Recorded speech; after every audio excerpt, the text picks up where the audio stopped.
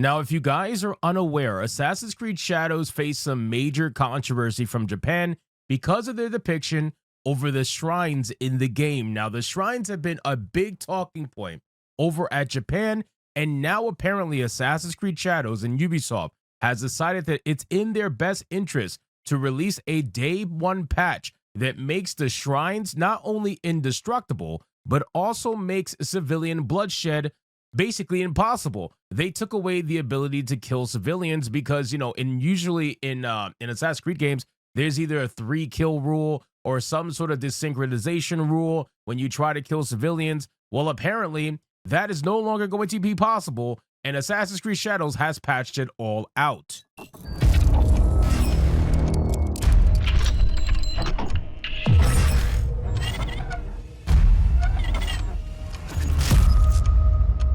So let's get into this article, guys. But of course, before we do, if you are new here, just consider hitting that subscribe button. I would greatly appreciate it, and like the video to push us out into that YouTube algorithm. So it says Assassin's Creed Shadows release date patch makes shrine shelves indestructible. Civilian bloodshed is also eliminated. A measure against controversial supposed violent play. Now, originally this article was in Japanese, so it's being translated to English right now. So that's why it might sound a little bit funny for those of you curious. On March 19th, Ubisoft revealed the details of a patch that will be implemented on the release date of Assassin's Creed Shadows, which is scheduled for release on March 20th. The patch will make some objects placed in temples and shrines indestructible. Scheduled for release March 20th, the patch will make some of the indestructible. This is the latest installment in the Assassin's Creed series. The setting is Japan. They're in the Azuchi Momoyama period in an age of war and conflict aimed at unifying the country. Naoe, a ninja and an assassin from Iga, and Yasuke, a warrior from Africa, share a common mission and become deeply involved in the outcome of a great battle that is about to begin a new era. Each protagonist has their own unique skills, equipment, and growth elements. There are also elements such as building a network of spies and building hideouts as bases. Now, here's the thing, man. A lot of people are complaining about this. They're saying that Ubisoft bent the knee. They're saying that Ubisoft is a coward. They're saying Ubisoft is whatever. And at the end of the day, while I may agree that Ubisoft is cowardly, and I may agree that Ubisoft, tends to go with the wind wherever that may be. And since they're getting backlash for the shrines and the civilian stuff, they decided to patch it out because they are cowardice at the end of the day, or cowards. I gotta admit, man, we kind of have to find a point where at what point do we say, okay, well, if people are complaining about something and they patch it out, is that a good thing or a bad thing, right? Like if they're complaining about, if Japan is complaining about something and they patch it out to adhere to Japan, is that a good thing or is that a bad thing? Is that being cowardly or is that being good business? Like what do we honestly say about it? As much as we hate Ubisoft and don't like what they do as a company, and they very clearly have other issues like Yasuke cucking Oda Nobunaga and fucking his sister, but that's besides the point. And the bad voice acting, there's a whole bunch of issues with Assassin's Creed Shadows, which apparently have no merit because the game gets a perfect score anyway from a lot of the reviewers. But at what point do we say, okay, well, they at least listened to the Japanese and took out the issues that they had? I think people calling them cowardly for making this decision are not looking at it fully. You know what I mean? I think they just completely hate Ubisoft, and I totally don't blame them because I'm pretty much almost in the same boat here. But at least I can understand, all right, well, Japan complained about this. It went to Japanese government, mind you. The Diet actually started talking about this nonsense in the game. So I think it makes sense for Ubisoft to patch it out just because that's the quick fix, right? They have so many other issues they're going to have to deal with. The last thing they're going to want to deal with is figuring out how to legally support or how to legally defend their, the desecration of the shrines that they have and whatnot. It was a big problem for them. Since its announcement, the game has been controversial both in Japan and overseas due to the historical accuracy of the game and the fact that one of the main characters, Yasuke, is set as a samurai. In the midst of this, one user raised concerns about the scene in the game's advanced play video in which Yasuke rampages around a shrine, causing a stir. As with previous titles in the series, the game does not appear to be related to game strategy, but it seems possible for the player to attack civilians in certain ways and destroy objects. In the video above, a player controlling Yasuke can be seen attacking civilians at a shrine and destroying the altar inside the shrine, building during an advanced playthrough. The game specifications, which allow players to disregard sacred places, have caused a stir on social media, both in Japan and overseas.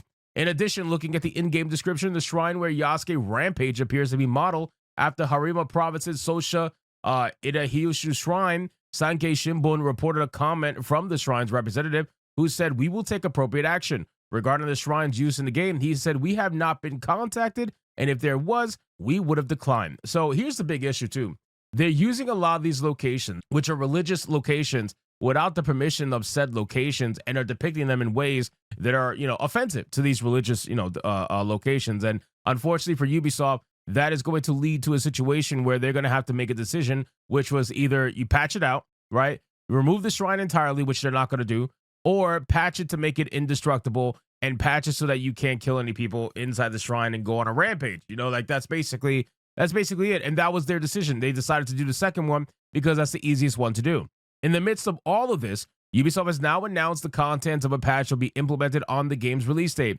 2 changes have been revealed in the patch, including blood will no longer be displayed when attacking unarmed NPCs, and unnecessary blood will be reduced in temples and shrines, and tables and shells placed in temples and shrines will be impossible to destroy. In other words, it seems that measures have been taken to prevent attacks on civilians and the destruction of objects at shrines, which had been a problem. Now, here's the hilarious thing. If you guys remember, Shohei Kondo did a video talking to an insider over at Ubisoft, and the insider over at Ubisoft essentially said that the destruction of these kind of objects, these kind of shrines, these kind of assets, right, is basically so easy to change from destructible to indestructible. It's literally a push of a button, essentially. And that he said that Ubisoft could easily do it if they wanted to, and that by not doing it, they're choosing not to.